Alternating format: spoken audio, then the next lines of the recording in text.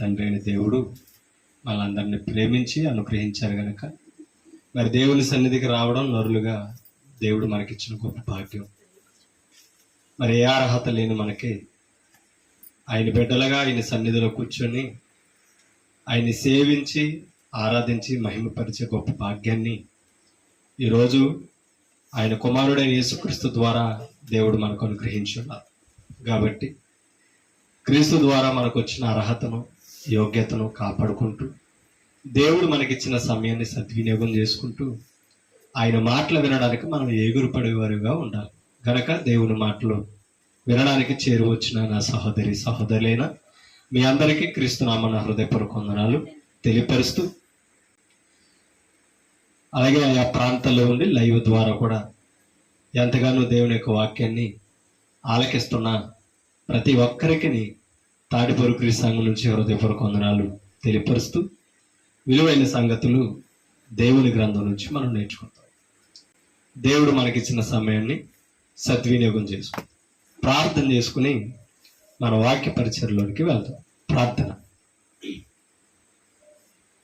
సర్వోన్నతుడు సర్వశక్తిమంతుడు పరమందు ఆసీనుడు అయిన మా కన్న తండ్రి, మీ పరిశుద్ధమైన నామమును బట్టి లెక్కలేని మా స్తుతులు స్తోత్రాలు తెలియజేస్తాం. గడిచిన దినాలన్నీ మీ కృపలో భద్రపరిచి కాపాడారు తండ్రి. ఈ రాత్రి మీ కుమారుడైన క్రీస్తు స్వరక్తమిచ్చి సంపాదించిన సంఘంలో మీ ప్రియ కుమారులుగాను కుమార్తెలుగాను తండ్రి మీ సన్నిధిలో ఏకీవించి క్రీస్తు ద్వారా ఇలా వాక్య సహవాసంలో సత్యముగా మేము కూడి మిమ్మల్ని గణపరచడానికి, మిమ్మల్ని స్తుతించి మీరు మమ్మల్ని ప్రేమించిన పరిశుద్ధ గ్రంథాన్ని లేఖనములను పరిశోధన చేయడానికి మాకు ఇచ్చిన ఈ సమయానికే స్తోత్ర. మీ మాటలు విని చూడగా వినగలిగిన చెవులు, గ్రహించే హృదయాలు మాకు ప్రసాదించండి తండ్రి. ఇంకెవరైతే మీ మాటలు వినడానికి సిద్ధపడి ఉన్నారు, సమయాన్ని సద్వినియోగం చేసుకుని త్వరగా తమ పనులన్నీ విడిచిపెట్టి రాగడానికి తగిన హృదయాలు ప్రసాదించండి తండ్రి. మీ మాటలకు సమయాన్ని ఇచ్చే మనసునివ్వండి. మీ మాటలు విలువగా తీసుకునే భాగ్యాలు దయచేయండి. అశ్రద్ధను, బద్ధకాన్ని, బలహీనతలను దూరపరచండి. శ్రద్ధతో భక్తితో మీ సన్నిధికి వచ్చి మిమ్మల్ని ప్రేమించి మీ మాటల ద్వారా వచ్చే జీవాన్ని తండ్రి రక్షణను కాపాడుకుంటూ మీరిచ్చే పరలోకానికి వారసులుగా మేము తీర్చబడగలిగిన స్థితిని ఈ వాక్యం ద్వారా నిరంతరము ప్రసాదించమని, మేము తెలిసి చేసిన ప్రతి అపరాధాన్ని పాపాన్ని మందించమని మీ వాక్యాన్ని మా హృదయంలో భద్రపరుచుకొని ఆ వాక్యము ద్వారా అనుక్షణము తండ్రి ఆత్మీయంగా మేము జీవించడానికి తగిన యోగ్యతను ప్రసాదించమని చెప్పుచున్న నన్ను బలపరచండి. మీ పరిశుద్ధాత్మ సహాయమును మీ జ్ఞానమునిచ్చి మాట్లాడించి నడిపించండి. అబద్ధము అసత్యము మా నోటను రాకుండా కాపాడతారని మీ చిత్తాన్ని తెలుసుకునే జ్ఞానాన్ని మాకు ప్రసాదించమని యేసుక్రీస్తు పరిశుద్ధ నామమును బట్టి ఈ ప్రార్థన సమర్పించి వేడుకుంటున్నాం మా కన్న తండ్రి. ఆమేన్. విలువైన దేవుని సంగతులు పరిశుద్ధ గ్రంథం నుంచి మనం నేర్చుకుంటాం. దేవుడు మనకిచ్చిన సమయాన్ని వినియోగించుకుంటాం. చెప్తున్న మాటల మీద మీరందరూ కూడా జాగ్రత్తగా మనసు పెట్టాలని కోరుకుంటూ దేవుని యొక్క వాక్యాన్ని మనం పరిశీలన చేద్దాం. కొన్ని మాటలను గ్రంథం నుంచి మనం నేర్చుకుందాం. ఒకసారి ద్వితీయోపదేశ కాండంలోనికి మనం వెళ్తాం. ద్వితీయోపదేశ కాండం 32వ అధ్యాయం.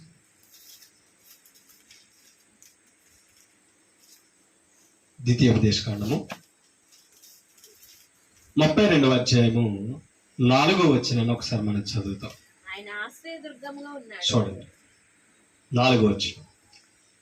ఆయన ఆశ్రయదుర్గముగా ఉన్నాడు, ఆయన కార్యము సంపూర్ణము, ఆయన చర్యలన్నీ న్యాయములు, ఆయన నిర్దోషి, నమ్ముకొనదగిన దేవుడు, ఆయన నీతిపరుడు, యథార్థవంతుడు. ఎవరో దేవుని గురించి ఇశ్రాయేలులకు మరొకసారి ఈ మాటల్లో తెలియపరుస్తున్నాడు. మీకు అర్థమవుతుందండి? ఎందుకంటే ఇశ్రాయేలును నడిపించిన మోషే ఐగుప్తు నుంచి బయలుదేరిన పెద్ద తరం గతించిపోయింది. తమ బిడ్డలతో మోషే ద్వారా మరలా దేవుడు మాట్లాడిస్తున్న మాటలు. అందుకనే ద్వితీయోపదేశ ఖండం అంటే తిరిగి ఉపదేశిస్తున్నాడు. ఆ గ్రంథాన్ని మరొకసారి జ్ఞాపకం చేస్తున్నాడు. పితరులతో దేవుడు ఏం మాట్లాడాడు ఆ గ్రంథాన్ని మళ్ళా రిపీట్ చేసి తన బిడ్డలకి వివరిస్తున్నాడు. అందుకనే ఆయన ఒక మాట చెప్పాడు, మొదటి నుంచి చదువుతాం. ఆకాశ మండలమా చెవియొగ్గుము, నేను మాట్లాడుదును. ఎవరితో మాట్లాడుతున్నాడట? ఆకాశ మండలముతో. అంటే మనకు అర్థమవుతుంది ఈ ప్రకృతిలో ప్రతి అనుభవం ఎవరి మాట వింటుంది? దేవుని మాట. ఆకాశ మండలమా చెవియొగ్గుము, నేను మాట్లాడుదును. భూమండలమా నా నోటి మాట వినుము. అంటే భూమి ఆకాశములు అందులో ఉన్న సమస్తము దేవుని మాట వింటున్నాయి. ఇది మనకు అర్థమవుతుంది. ఒక్క మాట ఇర్మియా గ్రంథంలోనికి వెళ్తాం. ఇర్మియా గ్రంథం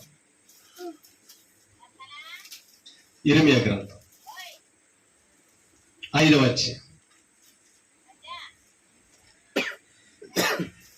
ఇర్మియా గ్రంథము 5వ అధ్యాయం తీసారు. 22వ వచనాన్ని చదువుతాం. సముద్రము దాటలేకుండానట్లును దాని తరంగములు ఎంత పొర్లినను. దేని తరంగములు? సముద్రములోని తరంగములు ఎంత పొర్లినను అవి ప్రబల లేకయు ఎంత ఘోషించినను దాన్ని దాటలేకయు ఉండునట్లును నిత్య నిర్ణయము చేత. ఎవరి నిర్ణయం? అంటే దేవుడు ఒకసారి చెప్పాడంటే దాని నిత్యము ఉండేది. అందుకని నిత్య నిర్ణయము. ఓకేనా? నిత్య నిర్ణయము చేత దానికి ఇసుకను సరిహద్దుగా నియమించిన నాకు మీరు భయపడరా? అర్థమవుతుంది. నా సన్నిధిని వనకరా. ఎవరితో మాట్లాడుతున్నాడు ఈ మాటలో? ఇశ్రాయేలుడితోటే మాట్లాడతాడు. దేవుడు సముద్రాన్ని ఎలా కంట్రోల్లో పెట్టాడట? మీకు అర్థమవుతుంది. సముద్రం ఎలా లోబడుతుందట? ఆయనకి ఘోషిస్తుందట. దాని తరంగములు పొంగుతూ అలలు ఎగస్తూ వస్తుందట. అంటే ఎంత వేగంగా వచ్చినా ఎంత ఘోషించినా దేవుడు ఒడ్డుకు వచ్చేటప్పటికి ఏం చేశాడంటే తెలుసా? సముద్రపును ఇసుక రేణువుతో సరిహద్దునేసాడట. ఎవరో? దేవుడు. అంటే ఇప్పుడు ఆ సముద్రానికి అడ్డుగట్టి ఎవరు అనుకుంటున్నారో? ఇసుకు. ఓకేనా? ఆ ఇసుకును చూసేటప్పటికి ఎవరి మాట జ్ఞాపకమవుతుంది? అది. అంటే నిత్య నిర్ణయము. అంటే నా పరిధి ఇక్కడ దాకేనండి. సముద్రము ఆనాడు నుంచి, ఏనాడు నుంచి భూమి ఆకాశములను సృష్టించాడే ఆదిలో, అప్పటి నుంచి ఇప్పటి వరకు కూడా సముద్రం ఏం చేస్తుంది తెలుసా? ఎంత వరకు పొర్లి రావాలో అంతవరకు వస్తుంది. ఆయన నిర్ణయం చూడగానే అణుగుతుంది అనమాట. ఏది? ఆయన నిర్ణయం చూడగానే ఏం చేస్తుంది? అణుగుతుంది. ఏది? సముద్రము. అందుకని అన్నాడు, దానికి ఇసుకను సరిహద్దుగా నియమించిన. కూర్చో, లైక్ కూర్చొని వాక్యమే అడవుల్లో బైబిల్ పెట్టమ్మా. చూడండి. దానికి ఇసుకను సరిహద్దుగా నియమించిన నాకు మీరు. అసలే సముద్రం ముందు మనం ఎంత? అవునంటారా కాదంటారా? మనము కూడా చిన్న చిన్న సామెతలు వచ్చినప్పుడు మాట్లాడతాం. మనం ఎంత ఉన్నాం అంటాం సముద్రంలో? మీకు అర్థమవుతుంది. ఏదో రెట్ట అంత ఉన్నాం, లేకపోతే ధూళి అంత ఉన్నాం, దుమ్ము అంత ఉన్నాం అని అంటాం. ఎక్కడ? సముద్రంలో. మన జీవితాన్ని ఒకసారి పోల్చుకుంటాం. ఆయన అంటున్నాడు, నేను ఇసుకను సరిహద్దుగా నిర్ణయం చేత కంట్రోల్లో పెట్టానే. దేన్ని? సముద్రాన్నే.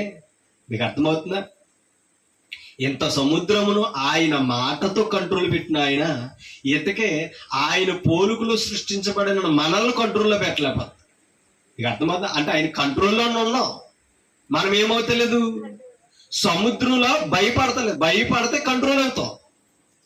కానీ ఆయన మాటకు వచ్చేటప్పటికి ఏమవుతుందట? భయపడుతుంది. కాబట్టి అలా అలలకి ఆగుతుంది. ఎవరికి భయపడుతుంది? దేవునికి. ఆ సముద్రమును, ఆయన శక్తిని, దాని నిర్ణయమును వివరించి మీరు నాకు భయపడరా అంటే అర్థం ఏంటి తెలుసా? నాకు ఎందుకు భయపడాలి? సర్వ సృష్టిని చేసి దానిని నా కంట్రోల్లో పెట్టుకున్నానని ఇశ్రాయేలులకు మరొకసారి ఇర్మియా ద్వారా జ్ఞాపకం చేస్తాను. అలాంటి సర్వశక్తి కలిగిన దేవుడినైన నాకు మీరు భయపడరా అంటే దీనిని బట్టి అర్థమవుతుంది ఎవరికి భయపడాలి? దేవాది దేవునికి భయపడాలి. ఇది మనం నేర్చుకో. ఓకేనండి, ఆయనకు భయపడాలి, నిరంతరము భయపడాలి. ఒక మాట కీర్తన గ్రంథంలోనికి వెళ్దాం. కీర్తన గ్రంథం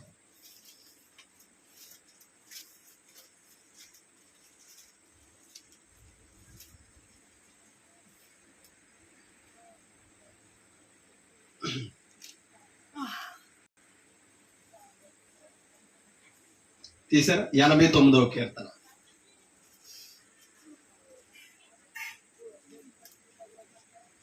తీసారా? 89వ కీర్తన.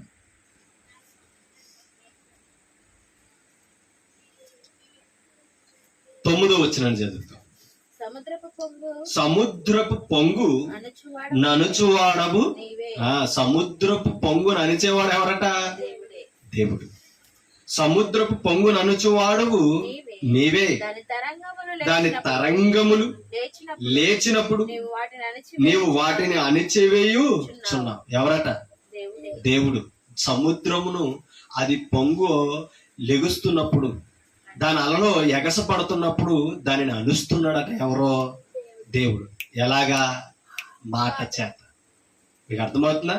దాని సరిహద్దు ద్వారా కంట్రోల్ చేస్తాడు. అంటే సముద్రంకి అర్థమైపోతుంది ఎంత వేగంతో పొరలు వస్తున్నా నా పరిధి ఇక్కడికేనా. మనము కూడా గ్రహించాలి, మనకు కూడా మన పరిధులు దేవుడు పెట్టు. మన పరిధుల్లో మనం బ్రతకాలి. మన పరిధిని దాటి వెళ్ళకూడదు, దేవునికి వ్యతిరేకంగా నడవకూడదు. అది ఎప్పుడు కూడా మనం అర్థం చేసుకోవాల్సిన అవసరత ఉంది. ఓకేనండి, అందుకని అన్నాడు సముద్రపు పొంగు ననుచువాడవు నీవే. దాని తరంగములు ఎంత పొరలేనను లేచినప్పుడు నీవు వాటిని అణచివేయుచున్నావు. మీకు అర్థమవుతుందండి? అలా దేవుడు ప్రకృతిని ఆయన కంట్రోల్లో పెట్టుకున్న విధానాన్ని మనం చూస్తాం. ఒక మాట చదువుతాం. మార్కు సువార్త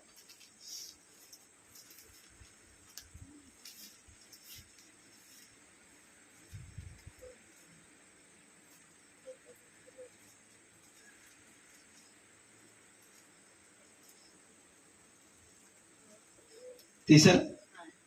5వ అధ్యాయం.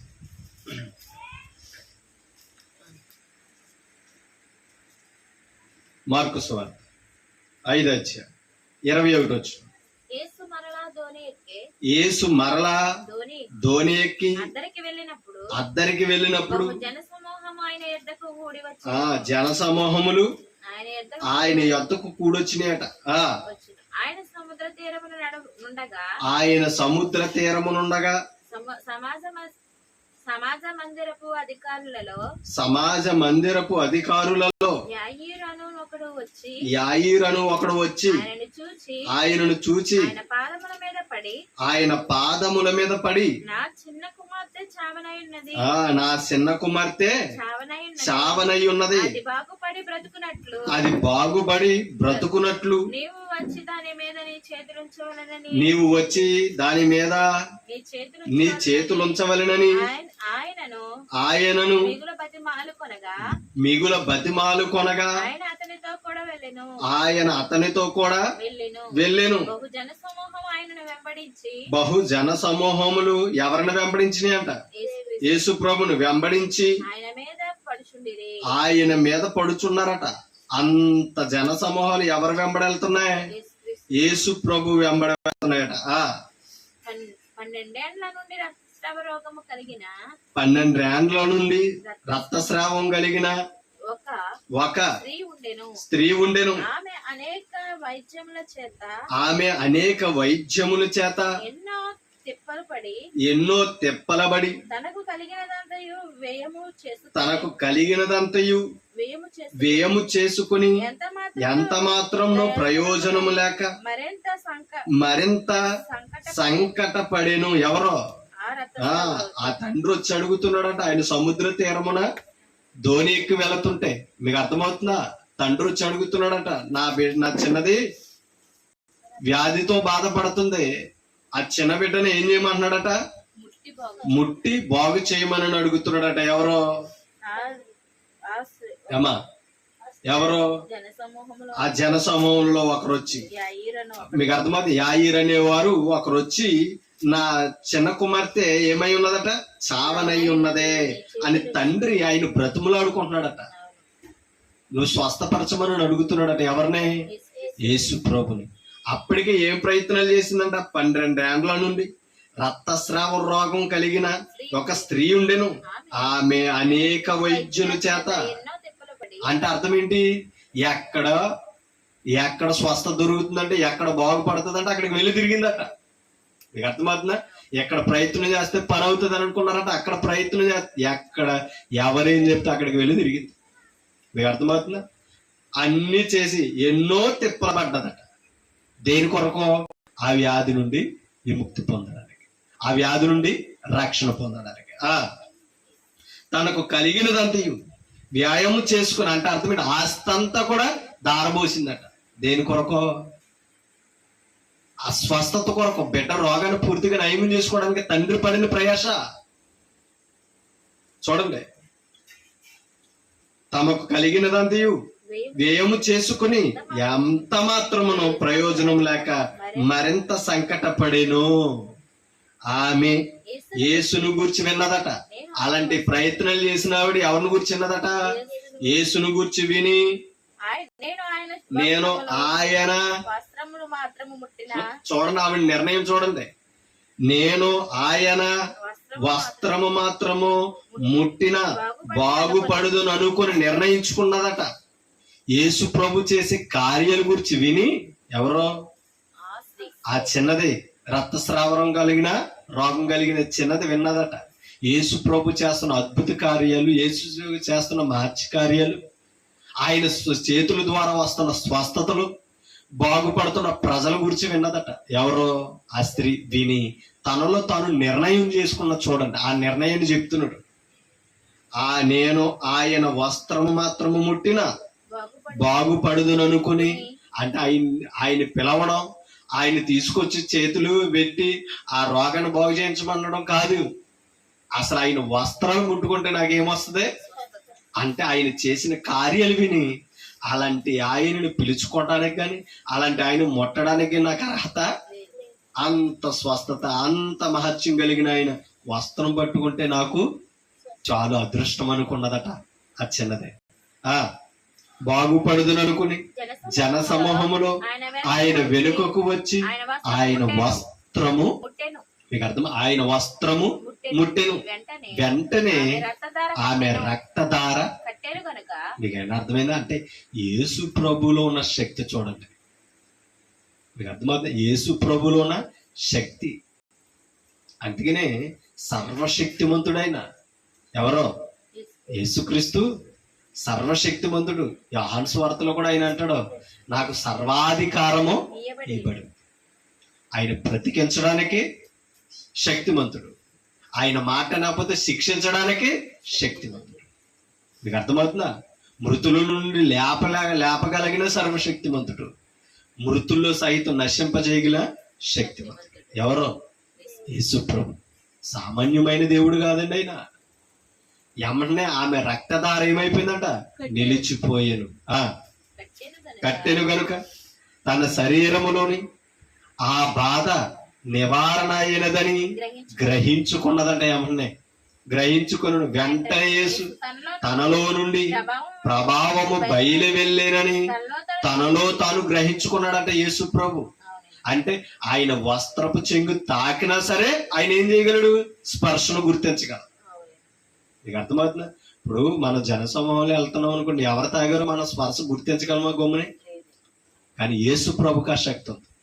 అందరిలో ఉన్న ఆయన తాగుతున్న వారు ఎవరు గుర్తించగలడు ఆయన. మీకు అర్థమవుతుందా? మనం ఒంటరిగా ఉన్నా మన హృదయంలో ఏముందో చూడగలడు ఆయన. మనం ఏం ఊహించుకున్నాం ఆయనకి మనకు తలంపు పుట్టక ముందే మా ఊహ, మీకు అర్థమవుతుందా? మన ఊహలలోని తలంపులన్నీ, మాటలన్నీ నాలుకకు రాకముందే నిర్ణయాలన్నీ ఎరిగిన సర్వశక్తిమంతుడు యేసు. ఆయన సామాన్యుడేమి కాదు. గ్రహించి జన సమూహం వైపు తిరిగి నా వస్త్రము ముట్టినది ఎవరని యేసు ప్రభు శిష్యులను అడుగుతున్నాడట. నన్ను పట్టుకున్నది ఎవరని, నన్ను పట్టుకున్నది ఎవరని అడుగుతున్నారట. ఆయన శిష్యులు జన సమూహం నీ మీద పడుచుండుట చూచుచున్నావే, నన్ను ముట్టినది ఎవరని నన్ను అడుగుచున్నావా? ఇంత మందులో ఈ తండోలుగా జన సమూహాలు నిన్ను వెంబడిస్తున్నాయి కదా ప్రభువా, ఎంతమంది నీ మీద పడుతున్నారా, ఒకరికొకరు గుంపులు గుండి గెంటుకుంటూ తోచుకుంటూ వెళ్తున్నారే, నిన్ను పట్టుకున్నారా అంటున్నావు ఏంటి ప్రభువా అని అంటున్నారట శిష్యులు. అంటే తగిలినది వేరు, గెంటుకుంటూ నడిస్తే వెళ్తున్నది వేరు, కావాలని ముట్టుకున్నది వేరు. అది గ్రహించాడు యేసు ప్రభు. తన ప్రభావం కొరకు, తన శక్తి కొరకు ఎవరో ఆయన తాకారు.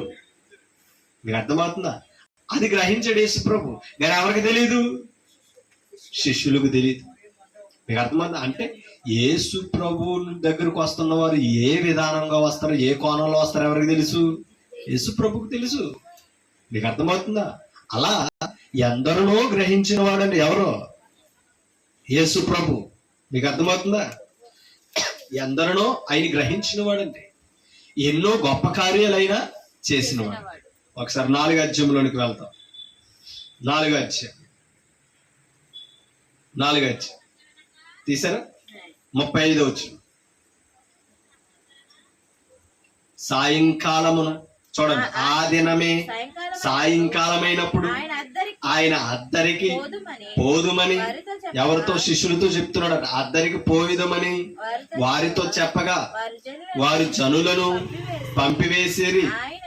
చూడండి, ఆయనను ఉన్నపాటున చిన్న దోణిలో తీసుకుని పోతున్నారట. ఎవరో? శిష్యులు. ఆయనని వెంబడించి చూడండి, ఆయన వెంబడి మరికొన్ని దోణిలు వచ్చిన. ఆయన చిన్న దోణిలో వెళుతుంటే ఆయన వెంబడి దోణులు వెళుతున్నాయట. ఎప్పుడు? అద్దరికి వెళదామని ఆ సముద్రంలో వారు ఏం చేస్తున్నారు? దోణిలో వెళుతుంటే చూడండి, ఆయన అప్పుడు పెద్ద తుఫాను రేగి ఆయన ఉన్న దోణి మీద అలా కొట్టినందున దోణి ఏమైందట? దేనితో? అలల కొట్టగానే సముద్రపు నీరుతో నిండిపోయి అట. ఏవి? దోణిలు. ఓకేనా? ఎవరున్న దోణి నిండింది అమ్మా? ఎవరున్న దోణి నిండింది? యేసు ప్రభు ఉన్న దోణి నిండింది. ఒక్క మాట, అసలే ఒక్క మాట మనం అర్థం చేసుకోలే. సముద్రపు పొంగుతుంది, ఘోషిస్తుంది, తరంగములు ఎంత పొరులను ఇర్మియా గ్రంథంలో ఏమన్నాడు? అది దాటలేకున్నట్లు నిత్య నిర్ణయం చేత దాన్ని ఇసుకుని సరిహద్దుతో కంట్రోల్ చేశాడు. మరి అటువంటి సృష్టికర్త దోణిలో ఉంటే ఎలా పడ్డదమ్మా? మీకేం అర్థమైందా? అటువంటి సృష్టికర్త దోణిలో ఉన్నాడు కదా, ఆయన మాటే జ్ఞాపకం వచ్చినప్పుడు ఆయన జ్ఞాపకం లేడు ఆయనకి, సముద్రానికి? నా మాట ఏమైనా అర్థమైందా? సముద్రానికి ఆనాడు ఆదిలో వేసిన ఇసుకు మాట జ్ఞాపకం వచ్చిందే, అవునా? అక్కడికి వచ్చేటప్పటికి అణిగిపోతుందే. మరి అలాంటి సృష్టికర్త దోణిలో ఉన్నాడంటే ఎలా ఎగిరి పడ్డదమ్మా దోణిలోని? మీకు అర్థమవుతుందా? ఎలా ఎగిరి పడ్డది దోణిలో అంటే దానిని బట్టి మనం అర్థం చేసుకోవాలి. ఆయన దోణిలో ఉండగానే అలలు వచ్చి దోణిలో వాటర్ పడ్డాయట. ఆ నీళ్లు పడగానే దోణి నిండగానే శిష్యులు చూడండి ఏమంటున్నారు? 38 వచ్చి ఆయన దోణి ఆమరమున, చూడండి, ఆయన దోణి అమరమున తలగాడ మీద తలవాల్చుకున్నాడట. ఎవరో? యేసు ప్రభు. దోణులు ఇప్పుడు ఏం చేస్తున్నాడు? ఆయన తలవాల్చుకుని పడుకున్నాడు. ఎవరో? యేసు ప్రభు. దేవుడు పడుకోవడం ఏంటండి? ప్రశ్నలు రావా? మీకు అర్థమవుతుంది. యేసు ప్రభు పడుకోవడం ఏంటి? ఒక మాట మనం అర్థం చేసుకో. యేసు ప్రభు పడుకున్నాడు, నిన్ను కాపాడువాడు. మరి ఈయన ఎలా పడుకున్నాడు అంటే ఈ మాట మనం ఒకసారి ప్రశ్నించుకోవాలి. నిన్ను కాపాడువాడు కునుకడు నిద్రపోడు, వెనక ముందు ఉండి ఆవరించి నడిపించాడు ఇశ్రాయేలుని. మరి అంటే ఆయన ఆ దోణిలో ఆయన పడుకున్నాడంటే కారణం అమరమును నిద్రపోతున్నాడంటే కారణం శరీరములో ఉన్నాడు ఆయన, మనుషుడిగా ఉన్నాడు. మానవ శరీర బాహీనతను కూడా ఆయన అనుభవించాడు ఆయన. మీకు అర్థమవుతుందా? చూడండి, అమరమున తలగడ చేసుకుని మీద తలవాల్చుకొని నిద్రించుచుండెను. వారు ఆయనను లేపి, ఎవరైనా యేసు ప్రభును లేపుతున్నారట. ఎవరో? ఎందుకు లేపుతున్నారు? దోణిలోనికి ఏమొస్తున్నాయి? సముద్రపు నీరు వస్తుంది. ఇప్పుడు వాళ్ళ భయం ఏంటి? మునిగిపోతాం. ఓకేనా? లేపి బాధ కూడా ఏమంటున్నారు వాళ్ళు? ఎక్కడున్నారు? సముద్రంలో ఎక్కడున్నారు? దోణిలో ఉన్నారు.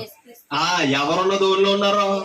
యేసు ప్రభు ఉన్న దోణిలోనే ఉన్నారు. ఒక్క మాట మనం అర్థం చేసుకోవాలి. ఇప్పుడు వీరు నశించిపోయారంటే అదే దోణిలో ఎవరు నశించిపోవాలి? అది యేసు ప్రభు కూడా నశించిపోతాడు. అర్థమైంది మీకు? యేసు ప్రభు శక్తి తెలియక వీరిని ఏమన్నారట? ప్రభువా నువ్వు లేవు, మేము నశించిపోతున్నాం, చావు మా దగ్గర దాకా వచ్చేసింది అని యేసు ప్రభుని లేపుతున్నారట. నీకు చింత లేదా? మేము నశించిపోతున్నాం, నీకు చింత లేదా అంటే అర్థం ఏంటి? నీకు బాధ లేదా? మాకెంత భయం వేస్తుంటే, ఎంత కంగారు వస్తుంటే నీకేమి లేదు? చింత లేదా? భయం లేదా అని అడుగుతున్నారట. ఎవరిని? అసలే అక్కడ ఉన్నది ఎవరు? సృష్టికర్త. మీకు అర్థమవుతుందా? కొన్నిసార్లు భయాందోళనలలో మనల్ని చుట్టుకునేటప్పటికి దేవుని శక్తి మనలో ఉన్నా కూడా బలహీనమైపోతాం. అర్థమైందా? ఎంత బలవంతులమైనా సరే భయం మన చుట్టూ ఉండేటప్పటికి ఎలా ఉంటుంది తెలుసా? ధైర్యాన్ని కోల్పోతాం. అవునంటారు కదంటారా? కాబట్టి ఎప్పుడు కూడా దుష్టుడు మన ధైర్యాన్ని చూడండి, భయాన్ని చూస్తాడు. అదే వాడికి దొరికే బలహీనత. అందుకని అక్కడ మాట్లాడుతారు, నీకు చింత లేదా అని ఆయనతో అని. 39 వచ్చు. అందుకు ఆయన లేచి ఏం చేశాడంటే ఆయన శిష్యులతో మాటల్లా. యేసు ప్రభు లేచి శిష్యులతో మాట్లాడా? అసలు మీరేమనుకుంటున్నారో నేను ఎవరినో తెలిసానని అన్నాడు ఆయన. నేనున్న చోట మీకు భయం ఏంటి, మీకు కంగారు ఏంటి అని అన్నాడా? లేచి అమ్మంటే ఏం చేశాడట? గాలిని ఏం చేశాడట? గాలిని గద్దించడం ఏంటి? మీకు అర్థమవుతుందా? అంటే గాలిని హెచ్చరిస్తున్నాడట. మాట్లాడుతున్నాడు గాలితో. గాలిని గద్దించి చూడండి, నిశ్శబ్దమై. ఇప్పుడు మా అబ్బాయి అల్లరి చేస్తున్నాడు. ఇందాక నుంచి ఏమంటున్నాను నేను? కంట్రోల్ ఉండరా, సైలెంట్ గా ఉండరా అని అంటున్నాను, కొల్లేర చేసి. అవునే కదా? లోబట్టాడు లేదా ఏమా చిన్నోడు గారి? అది మీరు అల్లరి చేస్తున్నారని కంట్రోల్లో పెట్టగలను నేను. ఎందుకు తెలుసు? నా స్థాయి మించి ఉన్నారు మీరు. ఓకేనా? అంటే యేసు ప్రభు కంటే ప్రకృతిలో శక్తి ఏమి లేదండి. మనకు అర్థమవుతుందా? ఆయన శక్తే ప్రకృతిని నిర్మించింది. ప్రకృతి ఆయన శక్తికి మించినది కాదు, మనం ఆలోచించాలి. అందుకని ఆయన ఏం చేశాడట? గాలిని గద్దించి నిశ్శబ్దమై ఓరకుండుమని సముద్రముతో చెప్పాడట. ఎవరో ఒక చిన్నపిల్లోడితో మనం ఎలా చెప్తున్నామో అలా సముద్రముతో గాలితో చెప్తున్నాడట. ఏమని? ఓరకుండు, కంట్రోల్లో నిశ్శబ్దంగా ఉన్నారని అంటున్నాడట యేసు ప్రభు. అసలు ఆయన శక్తి చూడండి. అలాంటి ఆయన ముందుకంటే మనం వస్తా. మీకు అర్థమవుతుంది? మనం నమ్ముకున్నది ఎలాంటి వారిని తెలుసా? సర్వ సృష్టిని సృష్టించిన వాడిని. మీకు అర్థమవుతుంది? ఆయన అంటున్నాడట, నిశ్శబ్దమై ఓరకుండమని సముద్రముతో చెప్పగా గాలి అణిగి ఏమైందా? నువ్వెవరో అని అన్నదా? మా గాలి ఏమైందంట? ఎమ్మంటనే కంట్రోల్ అయిపోయింది. అణిగి మిక్కిలి. ఆ మాట చూడండి మరలా.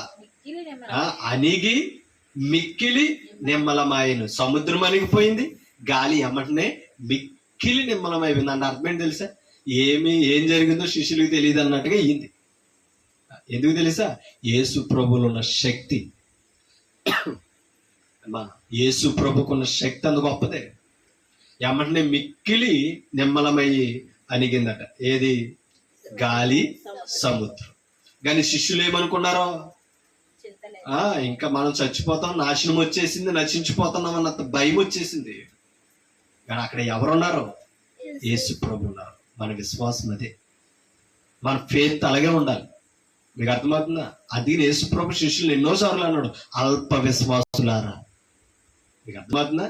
అంటే మన విశ్వాసులమే, కానీ ఎలా ఉన్నాం? అల్పులు, స్థిరమైన వారు కాదు. దేవుని దగ్గరికి వచ్చినప్పటికి, వాక్యం వినేటప్పటికి మనంత బలవంతులు లేరు అనుకుంటాం. ఇంటికి వెళ్ళినప్పటికి అది మనం ఎంత బలవంతులమో అక్కడ కనబడతాం. మన బలహీనతలు మన పనులు, మన జీవన విధానంలో కనబడాలి. మీకు అర్థమవుతుంది? కాబట్టి ప్రతి దానికి లొంగిపోతున్నాం అనుకో, మనం బలహీనులు. అంటే శక్తి మనలో ఉన్నది కానీ దాన్ని వినియోగించుకోలేకపోతాం. కాబట్టి మనం ఎప్పుడో ఆ మాటలో అర్థం చేసుకోం. 40 వచ్చింది. అప్పుడు ఆయన మీరు ఎందుకు భయపడుచున్నారు? సముద్రమును గాలిని వార్నింగ్ ఇచ్చి కంట్రోల్ చేసేసి ఇప్పుడు ఎవరితో మాట్లాడుతున్నాడు? యేసు ప్రభు శిష్యులతో మాట్లాడు. భయపడుతున్నావు, నశించిపోతున్నావు, నీకు అసలు బాధ లేదా, చింత లేదన్న యేసు ప్రభు మాట ఇప్పుడు స్పందించి మాట్లాడతాడు. మీరెందుకు అసలే మీరెందుకు భయపడతారు?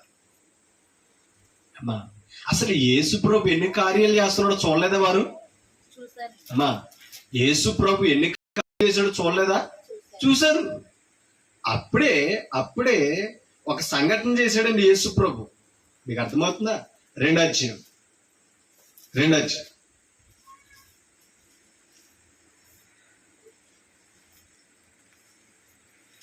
వచనం.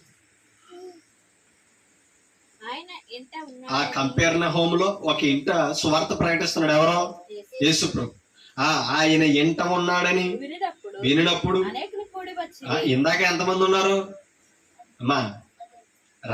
రక్తస్రావం కలిగిన స్త్రీ ఆయన ముట్టాలనుకున్నప్పుడు ఎంతమంది ఉన్నారు? చాలా మంది ఉన్నారు జనసమూహాలు. అవునా కాదా? యాయిర్ అనేవాడు కూడా బతిమాలాడు, నా చిన్నదాన్ని బ్రతికించమని. ఇప్పుడు కంపెర్నహూములో ఒక ఇంటిని కూర్చుని ఏం చేస్తున్నాడంట ఆయన? ఇందాకేమో మార్గాన వెళ్తున్నాడు, ఇప్పుడేమో ఒక ఇంటిని కూర్చున్నాడు. ఒక ఇంటిలో కూర్చుని ఆయన ఏం చేస్తున్నాడట? వాక్యం బోధిస్తున్నాడు. దేవుని లేఖనాలనే బోధిస్తున్నాడు. ఎవరు? యేసు ప్రభు. అనేకులు కూడి వచ్చిరి గనుక వాకిటి ఆయనను వారికి స్థలము లేకపోయిన, అంటే ఇంకా కూర్చుందామన్న ప్లేస్ లేకుండా నుంచున్నారట. ఎవరు వస్తని? యేసు ప్రభు వస్తారు. అంటే ఎందుకు వచ్చారు? ఆయన శక్తి అర్థమైంది, ఆయన కార్యాలు గ్రహిస్తున్నారు. ఇంతకాలం నుంచి మనం ప్రభుని ఆశ్రయిస్తున్నాం, ప్రభు రక్షణ పొందుకున్నాం, ఆయన శక్తి మనకు అర్థం కావడం లేదు. అవునా కదా? ఆయన శక్తి తెలిసిన వారం అయితే ఏం చేయాలి? ఆయన సన్నిధికి పరిగెడు రావాలి మనం. ఏమ్మా, ఆయన వాక్యం వినబడుతున్నప్పుడు వాక్యంలో ఉన్న శక్తి మనకు అర్థమవుతే వాక్యాన్ని ఆశ్రయించాలి మనం. అవునా కదా? కాబట్టి మనం ఆయన శక్తిని ఎంత గ్రహిస్తున్నాం, ఆయన మాటలను ఎంత అంచనా వేస్తున్నాం ఒకసారి ఆలోచించాలి. ఆయన మాటల ద్వారా ఆయన శక్తి అర్థం అవ్వాలి, ఆయన బలం అర్థం అవ్వాలి. అప్పుడు ఆయనకు మనం భయపడాలి. వాకిటి ఆయనను వారికి స్థలము లేకపోయాను, ఆయన వారికి వాక్యము. అది సాక్ష్యం కాదు. యేసు ప్రభు ఏం ప్రకటిస్తున్నాడో? వాక్యం ప్రకటిస్తున్నాడు. ఇప్పుడు ప్రభు అప్పగించిన పనులు అందరూ ఏం ప్రకటించాలి? వాక్యాన్ని ప్రకటించాలి. మనకిచ్చిన పనిని తెలుసా? వాక్యాన్ని ప్రకటించడం. వాక్యము బోధించుండగా కొందరు పక్షవాయువు గల ఒక మనుషుని 4 చేత మోయించుకుని ఆయన వద్దకు వచ్చారట. మీకు అర్థమవుతుందా? ఒకడే ఏ రోగంతో ఉన్నాడో? పక్షవాయువుతో ఉన్నాడు. పక్షవాయువు అంటే తెలుసు కదా మనకి, కాళ్ళు చేతులు పనిచేయవేక ఏమా, చచ్చుపడిపోద్ది శరీరం. అటువంటి స్థితిలో ఎక్కడున్నాడట? బెడ్ మీద ఉన్నాడు. ఇప్పుడు ఆయన విన్నాడట ఎవరి గురించి? యేసు ప్రభు గురించి, యేసు ప్రభు చేస్తున్న కార్యాల గురించి. ఇప్పుడు ఆ యాయిరు కుమార్తె చిన్నది ఉన్నది కదా, ఆమెలో నడవలేడు ఈయన. మరి అవునే కదా? ఈయన బాగు చేస్తున్నాడని ఈయన కార్యాల గురించి ఆ చిన్నది విన్నది. జనసమూహంలో ఉన్నాడని వెళ్ళి ఆయన ముడితే నాకు స్వస్థత వస్తుందని నడిచి వెళ్ళింది. మరి నడవగలడా? ఈ పక్షవాయువుతో పడి ఉన్నవాడు నడవలేడు. నడవలేక 4 సహకారం తీసుకున్నాడు. అసలు వారి ఆసక్తి చూడండి. చూడండి, కొందరు పక్షవాయువు గల మనుషుని నలుగురి చేత మోయించుకుని ఆయన వద్దకు తీసుకుని వచ్చిరి. ఎందుకు అక్కడ దాకా ఆయన ఉన్న ఇంటి దాకా వచ్చేసారట. ఎవరిని మోసుకుని? పక్షవాయు గలవాన్ని మోసుకుని నలుగురు మోసుకుని వచ్చేసారట. యేసు ప్రభు దగ్గరికి స్వస్థత వస్తుందని. చాలా మంది కూడి ఉన్నందున 4 వచ్చిన చాలా మంది కూడి ఉన్నందున వారు ఆయన యొద్దకు చేరలేక అసలు ఆయన దగ్గరికి చేరడానికే చోటు లేదట. కానీ ఎందుకు మోసుకొచ్చారు? ఆయన దగ్గరికి వెళితే ఈ పక్షవాయువు నుంచి స్వస్థత వస్తుంది, బాగు చేస్తాడని తీసుకొచ్చి తీరా ఆయన దగ్గరికి వెళితేనే కానీ స్వస్థత లేదు. పాయింట్ అర్థమైందా? ఇప్పుడు ఆయన దగ్గరికి తీసుకెళ్తాకేనేమో అసలు జనం ఎలా ఉన్నారట, వాకికి కూడా స్థలం లేదట. ఇల్లు నిండిపోయింది, వాకలు నిండిపోయింది. మరి ఎక్కడ దాటుకుని వెళ్ళగలరు? ఒకవేళ వీళ్ళందరినీ దాటుకుని వెళ్తుంటే కూర్చున్న వాళ్ళు ఏమంటారు? అవునా కదా? ఆగండి, కంగారు పడకుండా నన్ను ఆఫ్ చేస్తారనమాట. అవునంట కదంటారా? మనమైనంతే, కంగారెట్టి కూర్చో వెనుకోలో ఎక్కడికి వెళ్ళిపోతున్నాం అవునని అంటాం మనం. అవునా కదా? మరి మాకు వద్దా స్వస్థత, మాకు వద్దా కార్యాలు, ఇప్పుడు వచ్చి కంగారెట్టి అని అంటాం. అలాగ అన్నారేమో, అక్కడ రాయబడలేదు, మనం అనుకోకూడదు. మీకు అర్థమవుతుందా? చాలా మంది కూడి ఉన్నందున వారు ఆయన యొద్దకు చేరలేక, చూడండి, ఆయన ఉన్న చోటికి పైగా ఇంటి కప్పు విప్పి సందు చేసి పక్షవాయువు గలవాని పరుపుతోనే దింపేరట. అసలు ప్లాన్ చూడండి. ఆయన చేరలేరు, ఏదో స్వస్థత కావాలి, బాగా అవ్వాలనుకుంటున్నాడు కాబట్టి ఆ నలుగురు ఏం చేశారు? మోసుకొచ్చి తీసుకొచ్చారు. జనం ఎలా ఉన్నారు? ఇప్పుడు అలా అనుకోవచ్చు, బాబు మరి మా ప్రయత్నం ఏం చేసాం, ఒకవేళ వీళ్ళందరూ వెళ్ళిపోయాక ఆయన వస్తే గనక మాట్లాడి బాగు చేయించుకొనేసి వెళ్ళిపోవచ్చు నలుగురు. అవునా కాదు? కానీ ఇలా ఈ నలుగురు ప్రయత్నం చూడండి. ఓకేనా? మంచం మీద ఉన్నవాడు ఆసక్తి ఎలా ఉన్నదో తెలియదు, కానీ నలుగురు యొక్క ఆసక్తి చూడండి. అంటే ఎప్పుడు కూడానండి ప్రభు కార్యాలు జరగాలి అంటే, ప్రభు కార్యాలు చేస్తున్నాడని మనం విశ్వసించాలంటే మన ఫేత్ విశ్వాసం మీదే ఆధారపడి ఉంది. ఓకేనండి? ఆయన దగ్గరికి మనం ఎంతైనా పోరాడి రావాలి, ఎన్ని ఆటంకాలు జరుగుతున్నా సరే రావాలి. ఇప్పుడు అంత దూరం నుంచి మోసుకుని వచ్చారు కదా, దగ్గరకు వచ్చారా లేదా? అమ్మా, ఆయన ఉన్న ఇంటికి వచ్చారా లేదా? అవకాశం ఉందా? లేదు. ఏం చేయొచ్చు? నీ చావులు చావు, నీ పాటలు పడని వెళ్ళిపోవచ్చు. కానీ వీళ్ళు ఏం చేయాలి తెలుసా? ఆయన ముందు దింపాలి. అది అందరినీ దాటుకుని ఆయన దగ్గరికి వెళ్తానే కానీ మనోడు బాగుపడే అవకాశం లేదనుకుని వాళ్ళు ఏం చేశారంట, ఆయన ఉన్న ఇంటి ఎక్కేసారంట. పైకి ఎక్కేసి ఆయన ఉన్న చోట ఇంటి కప్పు ఖాళీ చేశారు. ఖాళీ చేసి పరుపుతో డైరెక్ట్ ఆయన ముందు దింపారట. ఎవడ పర్మిషన్తో పని లేదు. అమ్మా, ఎప్పుడు కూడా ప్రభు కార్యాలు మన జీవితంలో జరగాలంటే ఒకరి మీద ఆధారపడకూడదు. అవునా కదా? ఆవిడ వెళ్తే వస్తాను, ఆవిడ పిలిస్తే వస్తాను, అవునంటారు కదంటారా? ఎవరి కోసం రావాలి? అది దేవుడు నీకు నాకు అవసరం అంటే మనమే వెతుక్కుని వెళ్ళాలి. వెళ్ళే కాడ ఆటంకాలు ఉంటే ఆ ఆటంకులు దాటుకుని వెళ్ళాలి, అక్కడ ఆగిపోకూడదు. ఆ ఆటంకుల దగ్గర ఆగిపోయిన నష్టం మనకే. అవునంటారు కదంటారా? ఎప్పుడు కూడా ఒకరి మీద ఎప్పుడూ ఆధారపడకూడదు. ఆధారపడ్డామా, ఒకరి సహాయం కోరామా, వాడు చేస్తే మనం వెళ్ళగలం, చేయనంటే మనం బలహీనమే కదా. కాబట్టి మన విశ్వాసం ఇంకొకరి మీద జారకూడదు, ఆధారం పెట్టకూడదు. మన విశ్వాసం మన మీద ఆధారపడి ఉండాలి. దేవుని మీద మనమే ఆధారపడాలి. మనకు మధ్యవర్తులు ఉండకూడదు. దేవునికి మనకి ప్రభు మధ్యవర్తి. సువార్థికుడు రాయబారి, వాక్యం చెప్పడం వరకే. అవునంటారు కదంటారా? మీకు రక్షణ ఇవ్వడం మా పని కాదు, విని ఆ వాక్య ప్రకారంగా నడవడం మీ పని, బోధించడం వరకు మా పని, జాగ్రత్తగా ఉండమని హెచ్చరించడం మా పని. మేము జాగ్రత్తగా ఉండాలి, మీకు మీరు జాగ్రత్త పడాలి. అవునంటారు కదంటారా? వాక్యం ప్రకటించేశాక ఇంటికి వెళ్ళాలి, వాక్యం అనేది ఏం చేస్తుంది ఇవిడి అని మేము చూస్తామా? మా పని అది అంత అవసరం కాదు, ప్రకటించడం వరకే. ఇది దాని ప్రకారంగా మనం నడవడం, దాన్ని బట్టి కొనసాగడం, మన జీవితాన్ని కాపాడుకోవడం మన చేతుల్లో ఉంది. కాబట్టి ఎవరినో చూసి ప్రభుకు దూరం జరగడం, ఎవరో కాదన్నారని ప్రభుని వదిలేయడం, ఇలా మనం ఎప్పుడూ చేయకూడదు. ఓకేనా? అంత జనం ఉన్నారు, ఎన్నో వంకలు ఎట్టుకోవచ్చు, ఆటంకాలు ఎట్టుకోవచ్చు, మేము వెళ్ళక్కర్లొద్దు, అవకాశం లేదే. కాబట్టి వాళ్ళ నలుగురు ఉన్న ఆసక్తి ఏంటి తెలుసా? ఒకళ్ళని అడగవలసిన పని ఏంటి? మనం ప్రయత్నం ఎందుకు జరగదు కార్యం? ముందు ఆయన ముందే దింపేద్దాం. కాబట్టి మన ప్రయత్నం మీద మనం చేద్దామని ఆలోచించుకున్నారు. ఎక్కారు, సఫలమయ్యారా విఫలమయ్యారా? ఆ, ఆయన ముందే దింపేశారట పరుగుతో. చూడండి 5వ వచనం. యేసు వారి విశ్వాసము వారి ప్రయాసలో వారి కష్టంలో ఏం కనిపించింది ఆయనకి? అది మన కష్టం, మన ప్రయాస విశ్వాసాన్ని నిరూపించాలి.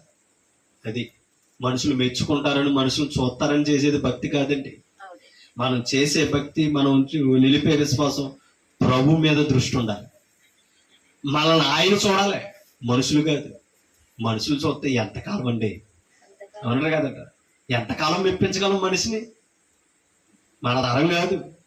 ప్రభునైనా సాటిస్ఫాక్షన్ చేయగలం, ప్రభునైనా సంతోష పెట్టగలం తప్ప కానీ ఎవరిని సంతోష పెట్టలేని తెలుసా? మనుషుని సంతోష పెట్టలేం.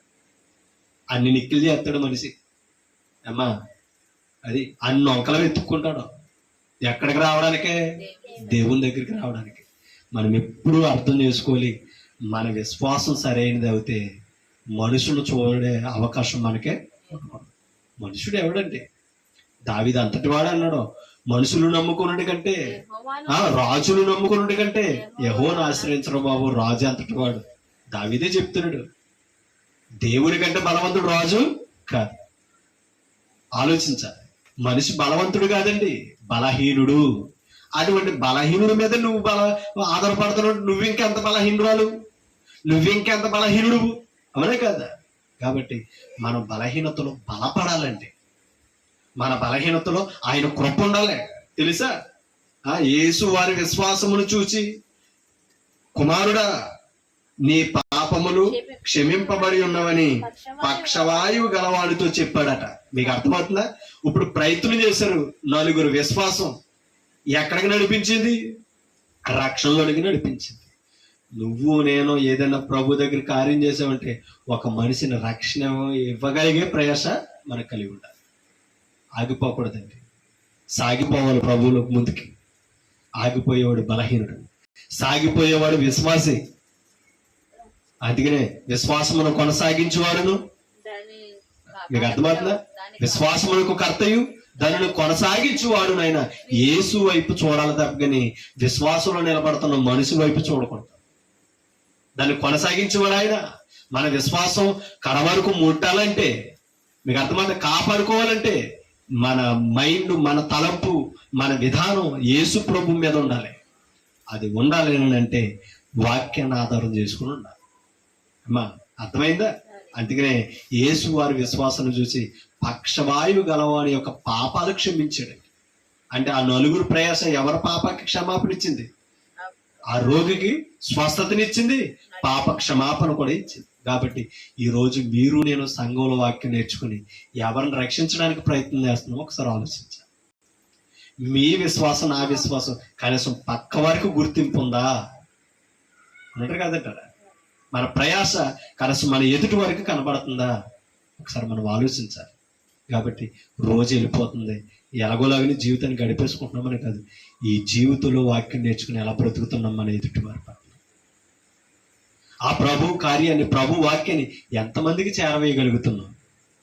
అది మనం అర్థం చేసుకోవాల్సిన అవసరత మనందరి మీద ఉంది. ఎప్పుడు ప్రభు మన కార్యాలు చేస్తాయి కృతజ్ఞత కలిగి ఉండాలి, ప్రభుకు మహిమ తెచ్చేవారిగా ఉండాలి. ఆయన జీవితంలో చేసిన కార్యాలను బట్టి ఆయనకు మహిమ తేవాలి, ఆయనకు కృతజ్ఞతలో చెప్పాలి. అది మనం నేర్చుకోవాల్సింది అదండి. మీకు అర్థమైంది ఇప్పుడు? అమ్మా, యేసు ప్రభు శక్తిని వారు చూశారండి. ఇంత గొప్ప కార్యాలు ఆయన చేస్తే, సముద్రమును ఆయన గర్తిస్తే యేసు ప్రభు శక్తి అర్థం అవ్వలేదండి శిష్యులకి. మీకు అర్థమవుతుందా? అలాగే యేసు ప్రభు లాజరుని ఎక్కడి నుంచి లేపాడు? సమాధుల నుంచి లేవలేదా? సమాధిలో నుంచి బ్రతికించలేదా? అంత గొప్ప కార్యాలు చేసిన యేసు ప్రభుని నమ్మడంలో విఫలమైన వారండి చాలా మంది. కాబట్టి ఈ రోజు ఆయన చేసిన కార్యాలు మనం కల్లారా చూడకపోయినా వాక్యం ద్వారా విశ్వసించగలిగిన గొప్ప కార్యాలు ఇచ్చాడు. మీకు అర్థమవుతుందా? ఆవిడ కార్యాలను, ఆయన చేసిన సూచక్రియలను చదవగలిగిన భాగ్యాన్ని ఇచ్చాడు. మనం ఎంతవరకు ఆయన మీద ఆధారపడుతున్నామో, ఎంతవరకు ఆయనను నమ్మగలుగుతున్నామో ఒకసారి ఆలోచించవలసిన అవసరత మనందరికీ ఉంది. అది మనము గుర్తించాలి.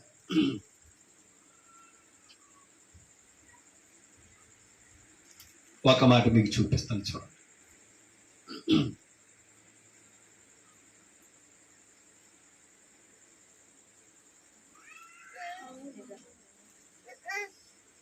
ఒక మాట. ఇది లోకస్వార్త 17వ అధ్యాయం.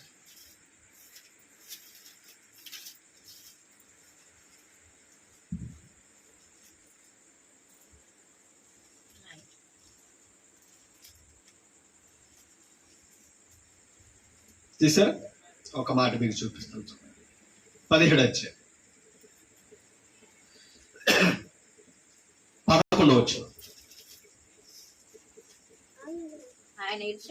ఆయన యెరూషలేమునకు ప్రయాణమై పోవచ్చుండగా ఎవరో? యేసు ప్రభు. చూడండి, ఆయన యెరూషలేమునకు ప్రయాణమై పోవచ్చు సమరయ గలిలయ మధ్యగా వెళ్ళుచుండెను. ఎవరో? యేసుక్రీస్తు వెళ్ళుచుండెను. ఆయన యొక్క గ్రామంలోనికి వెళ్ళుచుండగా 10 మంది కుష్ఠరోగులు ఆయనకి ఎదురుగా వచ్చారట. ఎంతమంది? 10 మంది కుష్ఠరోగులు ఆయన ఎదురుగా వచ్చి దూరమున నిలిచి, యేసు ప్రభువా మమ్మును కరుణించుమని ఏం చేశారట? కేకలు వేస్తున్నారట దూరమును నిలిచి. ఎవరో? ఎవరల్లో 10 మందిని? కుష్ఠరోగులు. నీకు అర్థమవుతుందా? అపవిత్రులను. కుష్ఠరోగం కలిగిన వారు ఎవరు తెలుసా? అపవిత్రులు. అపవిత్రమైన రోగముతో వారు దూరమును నిలిచి యేసు ప్రభుని ఏమన్నారంట? మమ్మును కరుణించమని కేకలు వేసి, ఆయన వారిని చూసి, మీరు వెళ్ళి మిమ్మును యాజకులకు, చూడండి, కనుపరుచుకునుడని 14వ వచనం. ఆయన వారిని చూసి, మీరు వెళ్ళి మిమ్మును యాజకులకు కనపరుచుకున్నాడని వారితో చెప్పాడట. యేసు ప్రభు చెప్పింది చేయాలంతే. మీరు రండి నేను స్వస్థత చేస్తానని అనలా. మీరు వెళ్ళి యాజకులకు, యాజకులు ఎక్కడ ఉంటారో? దేవాలయంలో ఉంటారు. అని ఇప్పుడు ఎక్కడికి వెళ్ళమంటున్నాడు తెలుసా? దేవాలయానికి వెళ్ళండి. దేవాలయంలో ఉన్న యాజకుడికి మిమ్మల్ని ఏం చేసుకోవాలి? మీరు కనపరుచుకున్నాడని వారితో చెప్పాను. వారు వెళ్ళుచుండగా, అది యేసు ప్రభు మాటలో ఉన్న శక్తి. ఇదేంటి మమ్మల్ని ముట్టు బాగు చేస్తాడు అనుకుంటే యాజకుడి దగ్గరికి వెళ్ళమంటున్నాడు ఏంటి? యాజకుడి దగ్గరికి వెళ్తే మాకేమొస్తుందని అనుకున్నారు వాళ్ళు. యాజకుడు కనపరుచుకోమన్నాడంటే ఎక్కడికి వెళ్ళమని చెప్తున్నాడు తెలుసా? దైవం దగ్గరికి వెళ్ళమని చెప్పాడు యేసు ప్రభు. అది ఆ యాజకుడు కనపరుచుకున్నాడు అని చెప్పగానే వారు మార్గమును పోవచ్చుండగా ఏం చేశారట? వారు వెళ్ళుచుండగా శుద్ధులయ్యారు. వారిలో ఒకడు తనకు స్వస్థత కలుగుట చూచి, ఒకడు గుర్తించాడట. స్వస్థత కలుగుట చూచి గొప్ప శబ్దముతో, అదండి కావాల్సింది, దేవుని మహిమపరచుచు తిరిగి వచ్చి. ఎక్కడి నుంచి తిరిగి వచ్చాడు ఇప్పుడు చెప్పండి? దేవాలయం దగ్గర నుంచి, ప్రధాన యాజకుడి దగ్గర నుంచి ఎక్కడికి వచ్చాడు తెలుసా? నువ్వు వెళ్ళమన్నా చెప్పిన యేసు ప్రభు దగ్గరికి తిరిగి వచ్చాడట. కృతజ్ఞతది అమ్మా. యేసు ప్రభు ఆయన దగ్గరికి తిరిగి వచ్చి ఆయనకు కృతజ్ఞతాస్తుతులు చెల్లించుచు ఆయన పాదముల యొద్ద సాగిలపడిను. వాడు సమరయుడట. అలా తిరిగి వచ్చి ఆయనకు కృతజ్ఞత చెప్పి ఆయన పాదముల మీద పడి సాగిలపడ్డాడు. అంటే అర్థమేంటి తెలుసా? కృతజ్ఞత చెప్పి ఆయన సేవించాడట. అమ్మా, సాగిలపడమంటే అర్థమేంటి తెలుసా? ఆయన ఆరాధించాడు. ఎవరనే? యేసు ప్రభుని ఆరాధించిన వాడు ఎవరట? సమరయుడు.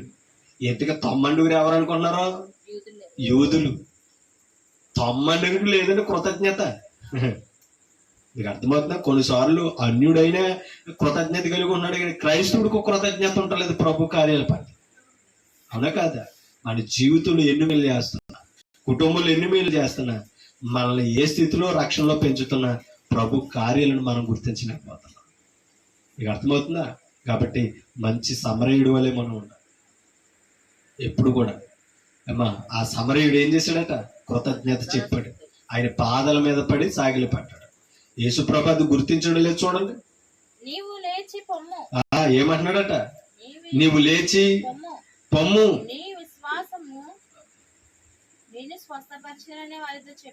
ఒకసారి 17వ వచనం. అందుకు యేసు ఆ పాదముల మీద సాగిలపడను. వాడు సమరయుడు. 17వ వచనం. అందుకు యేసు, ఆయన కౌంటర్ చేస్తున్నాడు చూడండి. 10 మంది శుద్ధులయ్యి కారా? ఆ 90 ఇవి ఒక్కడికే కృతజ్ఞత ఉందా? 90 అని అడుగుతున్నాడు. తప్ప ఒక్క విషయం చెప్పన, ఇవాళ సంఘములో మనం బాప్తిష్టం పొంది ఆయన ఆరాధిస్తాం, ఆయన ద్వారా ఎన్నో మేలులు పొందుతాం. ఒక్క మాట చెప్పన, ఇప్పుడు ఆయన చేసిన కార్యంలో కృతజ్ఞత చెప్పే సమయం దేవుడు ఈ స్థలంలో ఇస్తే, ఇప్పుడు ఆయన సన్నిధికి రాకపోతే అడగడా? అడుగుతారు, ఎవరు వచ్చారో ఎవరు మానేస్తున్నారు ఆయన చూడ్డా? చూస్తారు. ఆరా తీస్తాడు ఆయన. కాబట్టి దేవుని సన్నిధిలో ఆయన ఆరాధించే భాగ్యం, ఆయన స్తుతించే సమయం దొరికినప్పుడు మనం ఏం చేయకూడదు తెలుసా? దాన్ని వదిలేయకూడదు, పోగొట్టకూడదు. ఆరా తీస్తాడు ఆయన, గమనిస్తున్నాడు ఆయన. 90 ఎక్కడా అని అడిగాడట. ఈ అన్యుడు తప్ప దేవుని మహిమపరచుటకు తిరిగి వచ్చిన వాడు ఎవడను అగపడలేదా అని చెప్పి మీకేం అర్థమైందా? అన్యుడు కనిపించాడట దేవుణ్ణి ఆరాధించడంలో. ఎవరు కనిపించలేదు? యూదుడు. యూదుడు కనిపించలేదు. కాబట్టి ఇవాళ క్రైస్తులు అని ఆయన పిల్లలుగా పిలువబడుతున్నాం. మనం అన్యుడు చేసే సత్క్రియలో ఉన్నామా? ఆయన పిల్లలని చెప్పుకొని లేకపోతే అన్యుడే మర్చిపోయే పరిస్థితులు మనం ఉంటున్నాం. కాబట్టి మనం ఒకటే గుర్తించాలి, ఆయన కార్యాల్లో మనం పాలు పంపులు పొందడం కాదు, ఆయన మేలుడు పొందడం కాదు, ఆయన మేలుడికి తిరిగి ఏం చెప్పాలి తెలుసా? కృతజ్ఞత చెప్పాలి. ఆయన సన్నిధికి ఏం చేయాలి? అగపడి మహిమ పరచాలి, ఆయనకి మహిమ తేవాలి.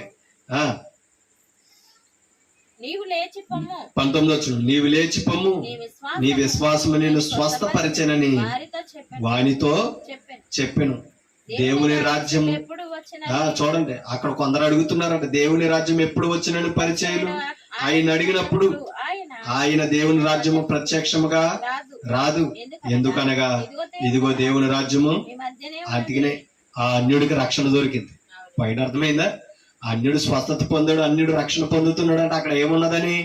దేవుని రాజ్యం. దేవుని రాజ్యం ఉన్నా కనుక పాపాలకు విమోచన, దేవుని రాజ్యం ఉన్నాకడే పాప క్షమాపణ కలుగుతుంది.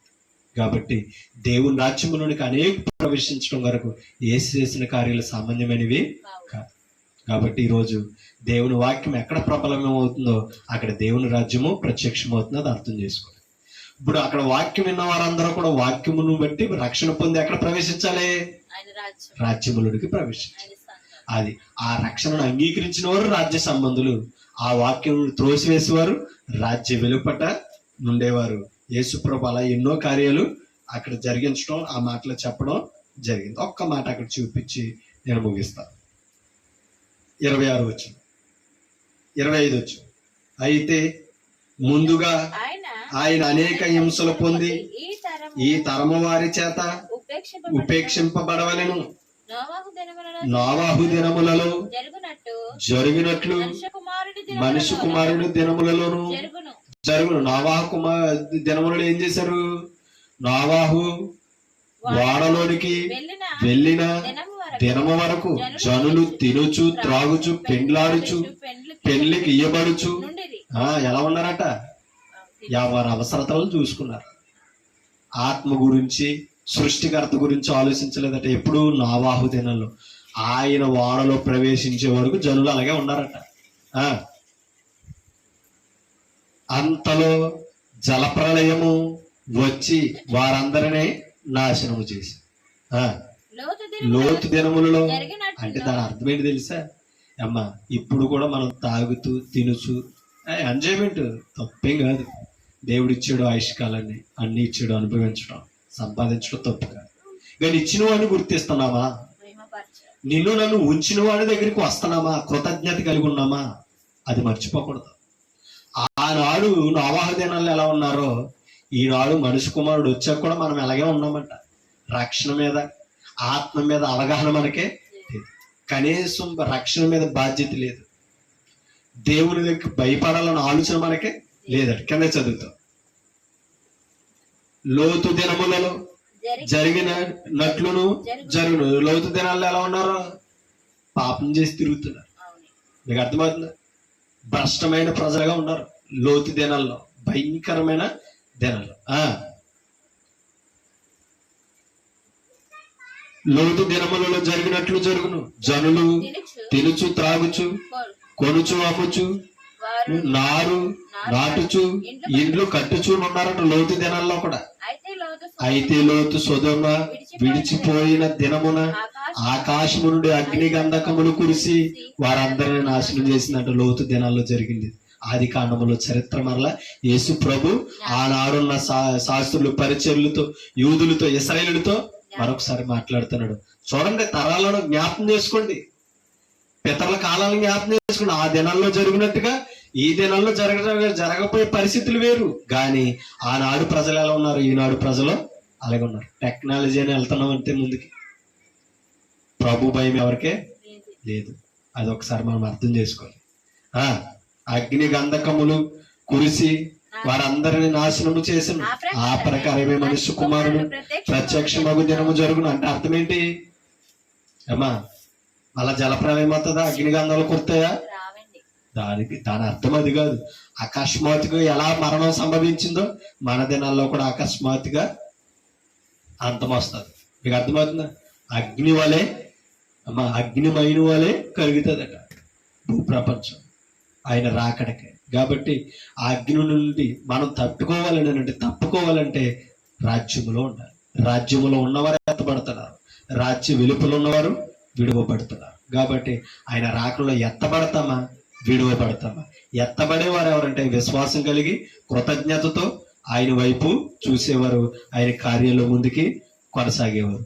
లేదు నా ఇష్టం, తిందాం, తాగుదాం, పడుకుందాం, తెల్లారిపోతుంది అనుకుంటావా? నా ఇష్టం, నా జీవితం, ఎంజాయ్మెంట్ అని అనుకుంటావా? చెయ్యి.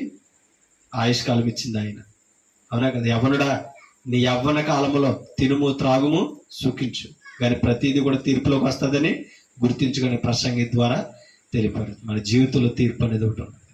ఆయన న్యాయమైన యేసుక్రీస్తు న్యాయపీఠం ఎదుట మనం ఏమవ్వాలి? ప్రత్యక్షం అవ్వాలి.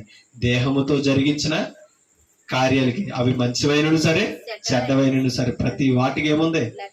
లెక్క చెప్పవలనని ఎరిగి తీర్పు ఉందని గమనించి మనం బ్రతకాలి. కాబట్టి సంఘం మనల్ని మేల్కొలుపుతుంది, వాక్యం మన విశ్వాసంలో మేల్కొలుపుతుంది, స్థిరపరుస్తుంది. కాబట్టి లోకం శాశ్వతం కాదని హెచ్చరిస్తుంది.